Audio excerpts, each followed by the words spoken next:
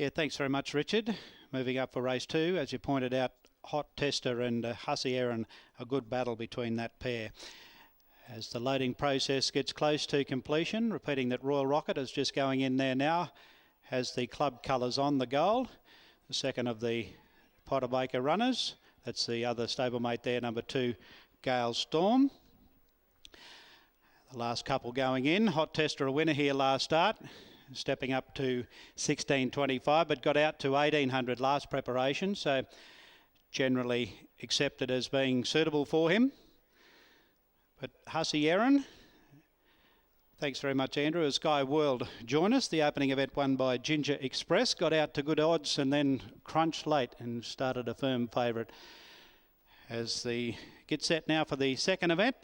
This is the Hip Pocket Workwear and Safety Class 4, and they're off and racing 16.25 metres, and a pretty good line out. Carlson's Felt jumped away well. Getting away well also was Galestorm in the early stages. Caught out wide and going forward is Royal Rocket in the club colours, and he'll be the early leader, Royal Rocket, on settling down over Carlson's Felt. Hussy Erin's just posted 3 wide momentarily, just getting in between it is Seriously Ready. Now getting back along the inside is Galestorm, followed on the outside by King Shilling going past Galestorm. Mighty Sue third last, second last Hot Tester, and Estevez goes down to the rear. They commence to climb up the hill now at the 1100 metre mark, and it's Hussy Erin working up outside the lead, and eventually is going to get press on and take up the running as they reach the top of the track. In second place is Seriously Ready, and third is Royal Rocket. Fourth is King Shilling, fifth on the inside Carlson's Felt, about 4 off the lead, followed by Mighty Sue, and then comes Galestorm. Estevez going past it, and still last the favourite Hot Tester, about 6 off the lead as they run down the hill now, and the pace goes on, and Hussy Erin a 5.5 kg drop in weight, and she's keen to use it. It's making every post a winner on the grey.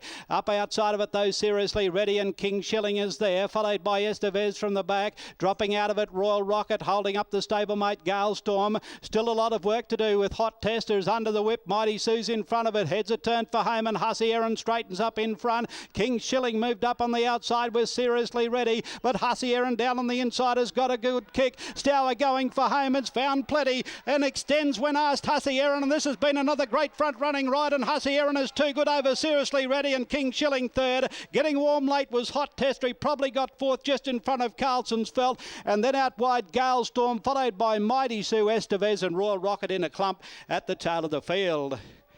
Oh, she's got this 16.25 down pat, this little girl, Brooke Stour, and obviously intentions there with the 5.5 kg drop in the weights with the apprentice allowance, and the drop back from the set weights last start to the handicap was to make every post a winner and ensure the top weight carried his full 58.5.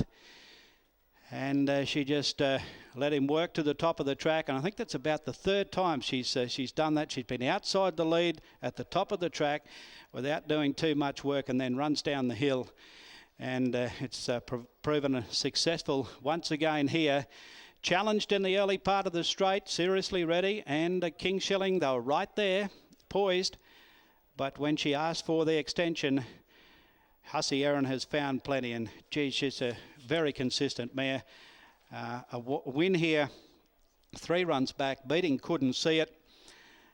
Then went to Warwick in a Class 4 event and ran second there, and then was runner-up here behind May Nelly a fortnight ago, and she came out and subsequently ran a great race. I think she runs second at her next start, May Nelly, in a higher class. So Hussy Erin dropping back from the set weights to the handicap conditions, and this apprentice allowance for Brooke Stour. That's her 7th win on the track, and this is her 6th week of riding here at the Provincials. And she's less than 12 months into her career, just a bit over 7 months. Of course, she rode her first winner at her first ride at Cunnamulla at the end of July last year. She's progressed through the country up to the Provincials, and now she sits only 2 wins off the Premiership winner, a leader in Sky Bogenhuber, after just 6 weeks of riding here. So all honours with the winner, number 5. Second, number 7, Seriously Ready, for Brad Smith at Deegan and Kenji Ishida, and third going to number 3, and that was King Shilling for Wayne Nugent and Ron Gultz. Of course, King Shilling is by Royal Academy out of the mare Good Faith, who won a Group 3 in New Zealand over 1400. And it's a half to Baystar, so we'll look for King Shilling. He's only a 5-year-old, an ex-Victorian. Baystar, of course, raced with Kelso Wood. He won at Doomben at the end of last year. Looks a bit promising. So King Shilling, that was his first crack this preparation at the 16.25, and just couldn't go with the other pair late, but he was certainly right there, so he should improve on that performance. 5, 7 and 3, and the favourite does get fourth, number 1 Hot Tester. 5, 7, 3 and 1. He got back to last, and he was underriding to go forward to the home turn. He's made steady ground down the home running, but he was never a winning possibility, number 1 Hot Tester, and he's missed a place in fourth. The overall time here is 1:40.98. 1:40.98. And that's only half a second outside the class record held by Ongoing Venture. He set that last month. Well, now, actually, we're first day of autumn, so back on the 18th of January, about 6 weeks ago. 1:40.45 is the class record. They've run 1:40.98. It's a good even tempo right throughout. And with that lightweight and that good run down the hill, Hussey Aaron has gone out to a 2 1/4 lengths. Victory in the end was quite clear cut at the finish. 2 1/4 by a neck. 1:40.98. 5, 7, 3 and 1. The jockeys just dismounting. They'll head to the weigh-out room. We'll have the scales report to wrap up race number 2, the hip pocket workwear and safety class 4 distance event of the afternoon.